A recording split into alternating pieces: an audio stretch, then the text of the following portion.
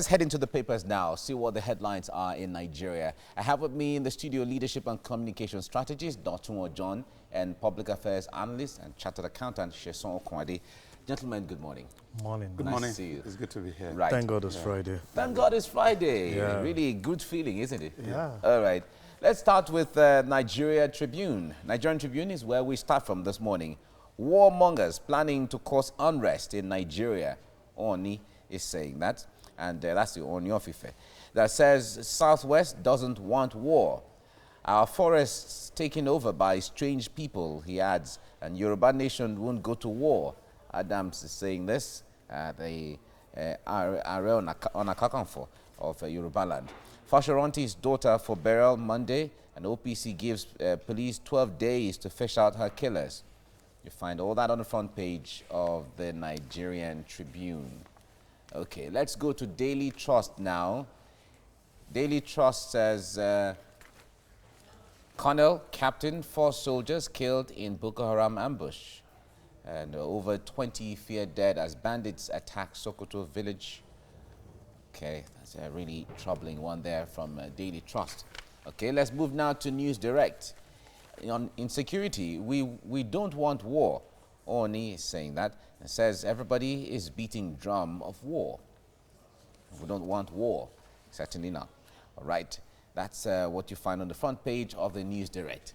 Blueprint is where we go next now. Senate on State of the Nation. North under siege. 7.1 million need assistance. And 420 billion naira needed to fix challenges. We don't want war. Ooni of Ife is reiterating that. And no nation survives politicizing security. Uja is said to have said that. All right? And that's on the Blueprint. Let's go to The Guardian now, which is the last one we're looking at. Ooni meets Buhari, warns of war over security crisis. How illicit funds aggravate insecurity by president. Call your violent members to order. Khan is sending the message to Mietiala. Experts proffer solutions to security challenges. Okay, you find all that on the front page of The Guardian. Okay, now Nation is next now. The Nation newspaper says, Ooni, after a visit to Buhari, Southwest wants no war. You find that on the front page of the Nation newspaper. Ooni, after visiting President Buhari, says Southwest doesn't want any war. Okay, gentlemen, if you look through the papers this morning, they're all relating to the security issues from across the country. From the north, there are reports of the fact that a colonel and a captain and 4 soldiers were ambushed by Boko Haram elements. You find the Ooni of Ife visited the president just yesterday, and was also reiterating the fact that we don't want any war. There are drums of war from here and there when you listen to the comments from different groups, but certainly we want peace ultimately. Dotun, I wonder how all of these words from here and there come to you. The concept of government is actually the concept of God. The concept of God is doing for the people what they cannot do for themselves. And the concept of government is doing for the people what they cannot do for themselves. So insecurity, when you're talking about war, is actually... So government is supposed to be God in that physical yes, sense? that we can actually see. Government is supposed to be God that we can see. So if any government, under any guise, fails to secure the lives and property of its people, then you are indirectly calling for something that anybody may not like. So I think it comes to me as simple as government has to be more sincere in fighting insecurity. I took the same road, the Ore Road, late evening yesterday, where that woman was killed. And I actually looked through the area and I saw a number of security operatives here and there. But we have become a reactive nation. And no nation can actually grow when you react to issue. I think it's about time for us to actually sit down as a people and form a productive government. And what I mean by productive government is actually a proactive one. So I think government should be proactive. When you go to the north, it's the same issue of insecurity. You come down south, it's the same issue of insecurity. Beyond what the Ooni want, really, I think nobody wants war in the real sense of it. But the government must be decisive in actually dealing with the issue of insecurity. All right. One of the headlines on the blueprint this morning was saying that no nation survives in politicizing security. When you listen to, for instance, all of the comments that greeted former President Obasanjo's letter and all of that when he was drawing attention to security issues here and there, and then when groups make groups from different regions make comments here and there, do you think there is an underline of politics in so many of these issues? To me, there is nothing like politics there. Okay. It's just been sincere. You see, as government, I hold government responsible of actually politicizing and not the people, because you cannot be everywhere. People need to give you information of what goes around them. That's why when we talk about security, I say security starts from each and every one of us, from our closets. You see, before we go to the old view of the old nation, how are we securing that small community? Security starts by you seeing a strange person and being able to call the security agency. But where we have the gap is that you cannot even, we don't have the security agency to call. Like Don said, we are very reactive to issue. Now, he came through Ore Road yesterday and you have so many military policemen on the road. Why must it be until somebody died? It's not only insecurity. If you check our roads, check the power sector, everything, we are too reactive. Until things collapse. If somebody does not die on a particular road, no government will put his ear. Or you hear that we have to be proactive if we must move as a nation. That is the sincerity. Look at it. If you see people developing area, I remember those days in Ikorodu. People developed Ikorodu, not the government doing that. If you look at what the developed world are going, they develop the area before the people get there. You see them building roads, building infrastructure, and you see the people moving. Having an outline of... You know, you have a footprint. But here in this country, it is the citizen that will channel the road. They don't even have a master plan. They just do it the way they want. And before you know it, it becomes a problem. So for this government to move on, not only in security, we must be very proactive. We are reactive to issue, and this is not helping us. All right. Dotun, there are lots of concerns from when you hear, especially on the headline that talks about an ambush on soldiers of again, by Boko Haram elements. The concept of an ambush, from analysts, they say when there's an ambush situation, then to a great extent, one may conclude that there has been an insider sellout. And leakage of information. Exactly, here and there. For you to know that these people are going to take these routes at so time, and this is the capacity of the weapon they have and all of that.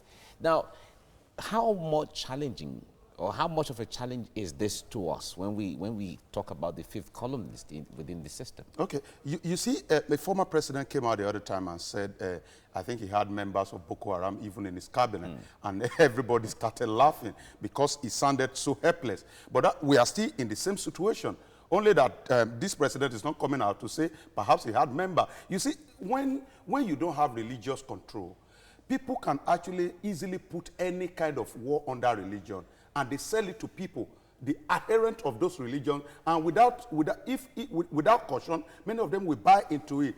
There's a general capacity collapse in the Nigerian state, and that's why you see the same reason why a policeman stands on the road to collect money. It's the same reason why perhaps an army officer will sell information, because greed has become our God. It's the same thing. Then secondly is our belief in the system. I made mention of these things repeatedly, that the money-carrying members of the military are actually preventing the gun-carrying members from doing their duties. You remember, was it last week, that some soldiers actually absconded with some amount of money? Yeah, exactly. It shows that they have seen their superior benefit from the entire war. So they too are looking for any avenue to benefit from it. So it's a general capacity collapse, and it's everywhere. And apart from taking very serious care of some of these people, because we also have to agitate for their welfare. You cannot send somebody to Maiduguri to be facing Boko Haram and you be cooking watery beans for him. It doesn't work that way. We have to also, apart from doing that, we have to also use technology. We have to use technology. You see, if we continue to run government traditionally, we continue to have this familiar resort. You don't expect, you don't run a familiar system and expect a fantastic result. Let us use technology so that all these pot-bellied men all over town can go and sit down and we use innovative youth to think through. That's talking about intelligence gathering. Yes. Well, the issue, another challenge there is the issue of funds. Sesan, when it comes to funds right now, there has been complaints here and there as to available funds for the required projects or the required equipment. The problem I have is the right project will never get the funding. But we have different people who fund the project that are irrelevant. It's misplacement of our priority. We borrow money every day. We do so many things with funds, but the most important projects are not being funded because we are greedy. The money in the hands of several politicians in this country, it's enough to get some things right. But because we always shy away from it. Look at the so much money we say we are paying as legislators. People have agitated that let's put this thing on part-time. So many of them, before you know it now, we go on recess for another 2-3 months. Doing what? And they are collecting that humongous amount of money. We should get our priority right. We have money. We have funds. Let me tell you, so many of the funds that you hear on air, that this person, we are recovering here, this person has actually misappropriated this. If they are channeled through the right thing, this nation will move forward. As far as I'm concerned, I never believe that poor funding is the problem. It's not. Mispriority. We are not placing our priority right. Even the allocation we have for security in this nation is enough to secure us. But the problem is that we hide under security. I said it. When they want to steal money, they hide under security because nobody asks questions. Yes, they say, oh, this one is under security, and everybody goes to bed. We have enough allocation. It is the utilization of the fund that we're having problem with. Because as we speak now, except anybody wants to lie, as we speak now, people that are fighting, the soldiers, the men on ground, are still suffering. We receive information. We have our family members there. And every day you hear that so-so amount of money is coming from so-so to so-so place. Yeah, but we hear... How much have we said about the $1 billion? In the area of the funding, we see how much comes from the federal allocation to states, and then we also see how the issue of IGR is. Some states are struggling to pay salaries. So if we have all of this mix, would you still say there is enough money to do all of those things? Mike, I stand my ground that there is enough money to take care of everything that we need to do. Most of the states that cannot afford to pay salary can buy so many bulletproof cars for government officials. The question I ask people, we travel out of this country. Most of the politicians, are they being protected the way we protect our politicians here? It's because they are insufficient. Or maybe there's no security challenge there the way it is here. Because they do the right thing. You see, and we have a faulty mindset. Because at every point in time, we can continue to push it on the door of people in government too. You see, a prosperous nation is not the one, not necessarily the one that has its poor people buying cars. A prosperous nation is the one that has its rich people taking public transport. So when we understand some of this mix as a people, then we begin to, and all these things start from the day you go out to vote. This is where all these problems start from. The day but do you the go people, out to vote for do the people know this? The electorate, do they know that everything starts from the casting of the ballot? We will continue to tell preach. them. Tell them if you collect money the day you go to vote, that's why me, up to tomorrow, I don't have problem with how much anybody earns. I just have problem with if you say this is for security, use it for security. Because from the beginning, a friend of mine employed somebody to do a research in a state as to how much it will cost to win a gubernatorial election. And the research company came back that the least you can spend is 1.2 billion. The least you can spend is one. And that 1.2 billion means that where you are supposed to give some people money, you are going to distribute it by yourself. Because you know, if you give somebody 20,000, they are going to distribute this 20,000. He will edit. But so, moving forward, really, if we have to look at how to get, is it going to be easy for us to get it right in the next or very soon, as the case may be? Well, for me, if you have the genuine and sincere people who have the mind of the people at heart, we'll get it right. Are you saying all of the people now don't have the mind? See, as a matter of fact, once people cross from this side to that other side, it becomes a different story. Where is this side? Where is that side? You understand? And maybe my concern would be how to bridge this side and the And other that side. side. Let's Okay. bridge it a little so that So there's that you no close the more. gap. Okay. You understand? There's not much of a right. total change of attitude when you cross From from this side to to the this other side. side. Okay, so there's that side and there's this side. So they say when you go to Rome, you behave like a Roman. So if you cross over to that side, you See, behave like that Mike, side. Mike, it's not easy. It's not easy if I'm crossing to the other side and the society is unnecessarily harsh on me. If I go to print a poster now that is for burial or naming ceremony, if they are taking 4,000 naira, immediately I go there to print a poster that is a political campaign. Because the society is just hard, they make it 20,000. Now, in the process of crossing, you have put on my part many hurdles. So when finally I cross to the other side, You need to recoup.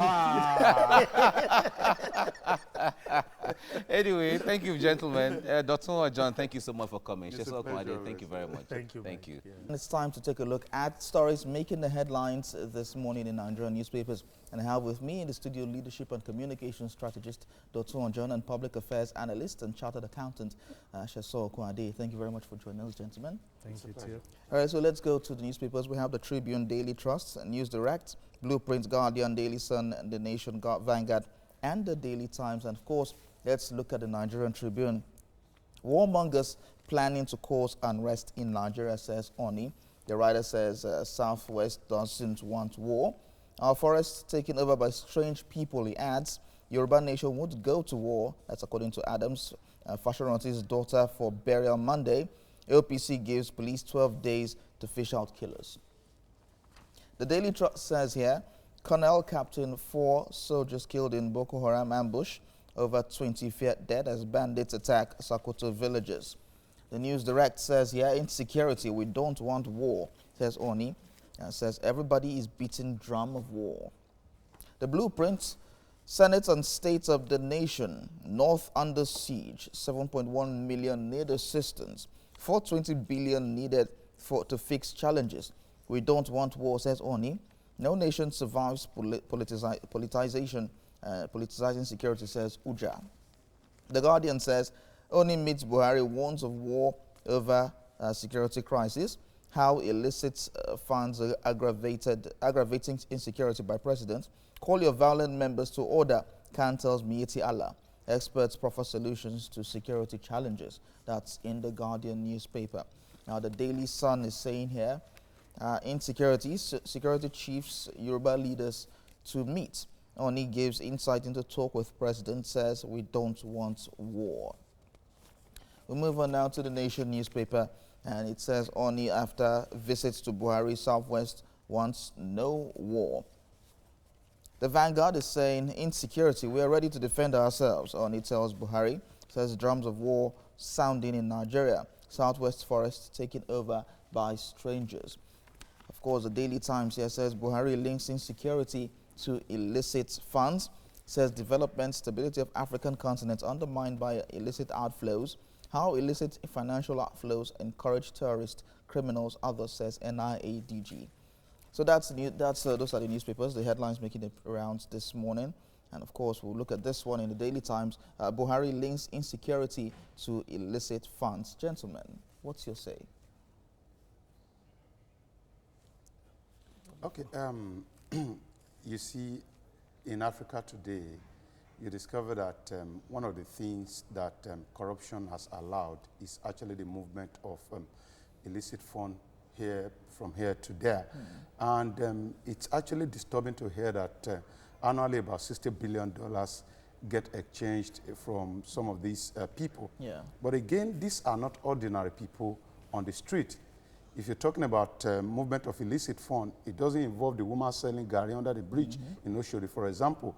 It's still within the powerful people in our community. It shows that at every point in time, without intelligence, no continent and no country can actually survive. So for us to be able to, what the president has actually said the right thing. He has said the right thing. But how do we connect the dots? Of course, it's Illicit outflows and insecurity. Of course, it shows that wrong money can get to the wrong hand and wrong hand, because of whatever interest they want to protect, can actually invest it in destabilizing the system. So you can actually, it's linkable. Okay, so how much of a problem is this now in ensuring that the African continent is not developed? Yeah, the problem that this poses is that this will continue to increase if we don't do the right thing. The fundamentals that we should first get is have the right database to track activities. Like Don said, the movement of these illicit funds are not done by the even average people. It's done by the high and mighty. There was a time that government introduced the issue of BVN to track movement of activities here and there. How much of these do? You see, Nigeria have fantastic policy, but our problem is monitoring.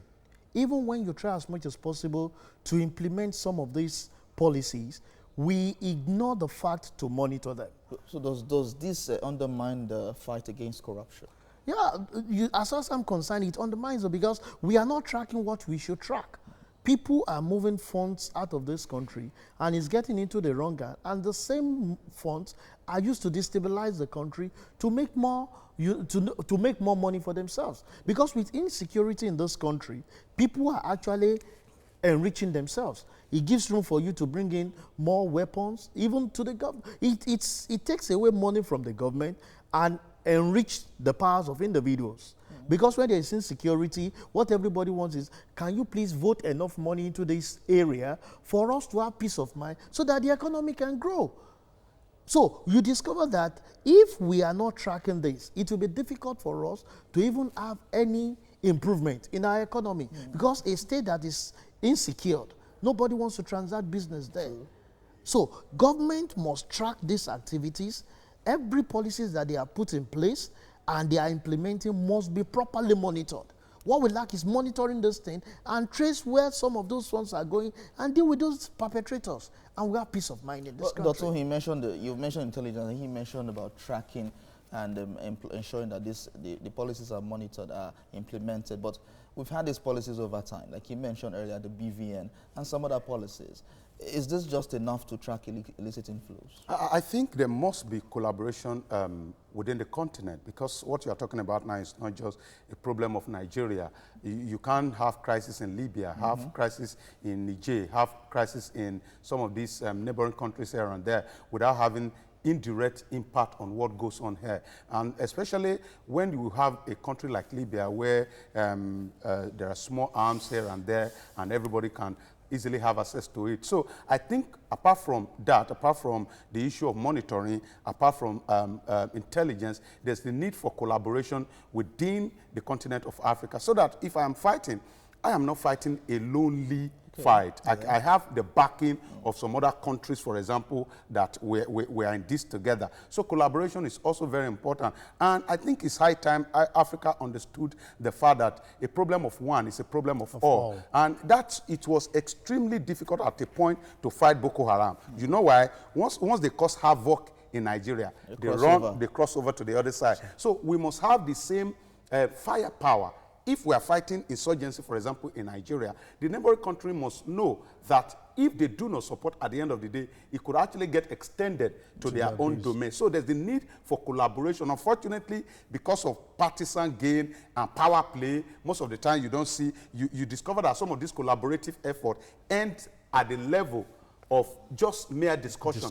When they come together, ECOWAS is together, the AU is together, and they discuss fantastic blueprint is actually brought out. And at the end of the day, you discover that because of one kind of contest or the other, on the part of not implemented. It's not implemented. So there's the need for humility. Humility is actually the ability to lay down whatever your vision is to actually look into the larger vision of the society. So at this point, it doesn't matter what your nation is facing, you must be able to be willing to collaborate with other people to ensure that there's security within the African continent. All right, thank you very much, gentlemen. Dr. Ojon, thank you so much for talking to us. And it's a pleasure. Thank you very much for joining us.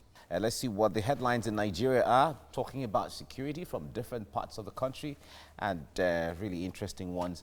and troubling ones as well. All right, we have in the studio leadership and communication strategist, Dotun Ojon, as well as public affairs analyst and chartered accountant, Sesan Okunade. Gentlemen, nice to see you. It's a pleasure to be here. Right. Good morning. Yeah. Nigerian Tribune is where we start from this morning. Warmongers planning to cause unrest in Nigeria. Ooni of Ife is saying this. Says Southwest doesn't want war. Our forests taken over by strange people, he adds. And Yoruba nation won't go to war, Adams is saying this. And Fashoranti's daughter for burial on Monday. OPC gives police 12 days to fish out her killers. That's what you see on the front page of the Nigerian Tribune. The Daily Trust is next now. Colonel, captain, 4 soldiers killed in Boko Haram ambush. And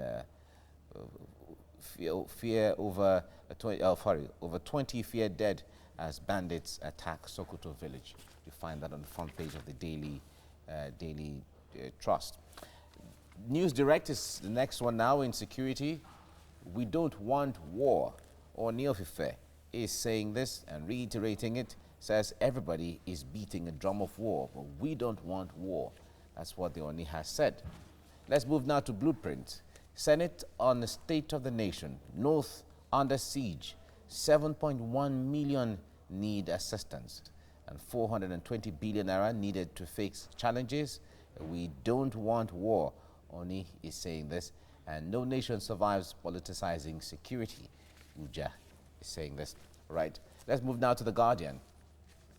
Ooni meets Buhari, warns of war over security crisis. You find all that on the front page of The Guardian, and how illicit funds aggravate insecurity. The president is giving that insight in there. Okay, call your violent members to order. Khan tells Mieti Allah, and experts prefer solution to security challenges. You will find all that on the front page of The Guardian newspaper. Now, Daily Sun is where we go next now. On insecurity, security chiefs, Yoruba leaders to meet. And Ooni gives insight into talk with president, says we don't want war. That's a constant reminder to Nigerians and even the president. From the Daily Sun, let's go to the Nation newspaper now. The Nation is saying Ooni, after visit to Buhari, Southwest wants no war. President to speak on Ruga. That was what he said. And if you watch our news earlier on, he was saying that you give the president a chance to explain what his stance is. He has been misunderstood or misquoted or quoted out of context in so many instances. But we'll wait to hear from the president if that happens directly on this issue. Moving now to the Vanguard. Insecurity, we are ready to defend ourselves. Ooni tells Buhari, says drums of war sounding in Nigeria, Southwest forest taken over by strangers.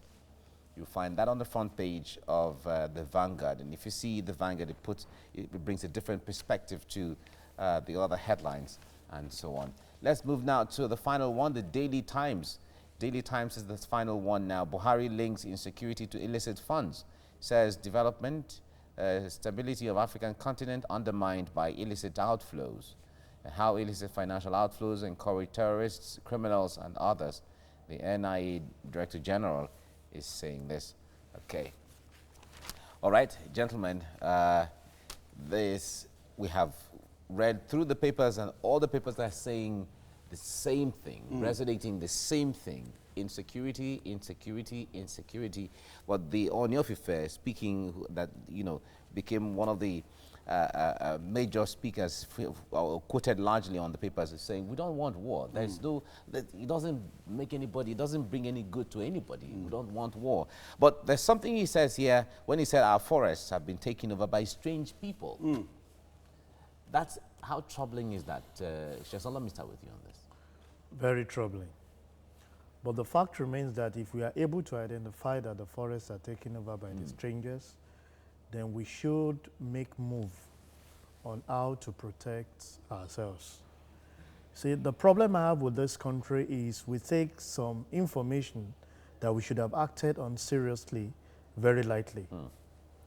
The several stories surrounding insecurity started with the thieves. I always tell people that out of every rumor, there are iota of truth. At times they do it to synthesize and look at the reaction of people. If Ooni is saying that Some of our forests are already taken over by stranger. I'm sure he didn't go to the forest. That's an information which we expect the security agency to work on. Don't let it be, you see, the issue that happened with Olakunrin, the first minority daughter, people were raising alarm on that Biniore road before this happened. And the next thing we heard, the whole area is now flooded with security officials. Why must we wait until somebody is attacked from the forest who is highly influential before we react? I want the security agency to take this as a point of duty to comb the area, because some of these insurgents, the areas where they make use of are the forest. They think Sambisa forest.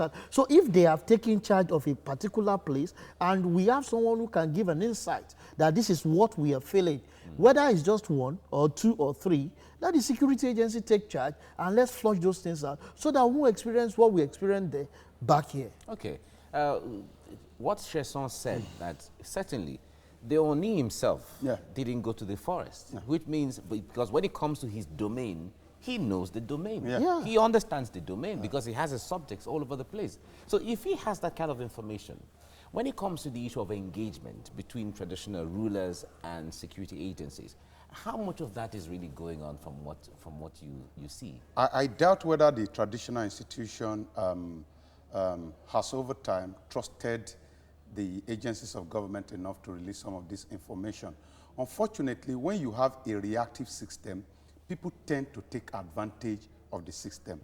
You see, now insecurity or security or what have you has become a very big business. Because if you look at it very critically, there are a number of people that are benefiting from the entire process of insecurity now. Somebody was kidnapped and he came to tell a story, a gory story of how after the kidnapping and all that, blah, blah, blah, there were people in the forest who were speaking Yoruba. According to him, he was kidnapped by a non-Yoruba person or people, and there were people in the forest that were speaking Yoruba and they were pricing human parts. It shows that, you see, in the entire process, the community people are involved. And what advantage are they taking? They are only taking advantage of the reactive nature of the system. Let me cite an example. When this government came on board, Boko Haram was dealt with. And nobody would have bought the franchise of Boko Haram because everybody knew that Boko Haram was a subject of attack of the government. But when herdsmen issue started, the government was dragging its feet. And so an ordinary thief in my village now wants to use the name herdsman to perpetrate evil. These are some of the things. So the community, knowing that they won't be proactive. Yeah, they don't. Once they say herdsman, everybody goes to sleep. So everyone, all the criminals in town, they are now using the name herdsman to kidnap people because they know and of the truth. You see that the federal government is almost sleeping. So now the people, we have allowed the people of the community to be part of the crime. So when you are talking about taking over the forest, it's not the Fulani people alone or what have you. They have the cooperation of some people in the community. People that are supposed to give information as to how they will be arrested, but the system has given them opportunity to benefit from crime. And crime money, they sweet. It's like political money. Because when you kidnap somebody and you collect 3 million and nobody is after you, I know how many years it will take me to get that kind of money. And moreover, you see some of those funds is quite funny. It's not taxable. Yeah, exactly. That's anyway, but we know Dotun is just a humble person. You know, when it comes, how long will it take you to make 3 million? No, but it's okay. Thank you very much, Dr. Ojon, for coming on the program. Thank you. Sesan Okunade, thank you very much. Thank you, Mike. Thank you.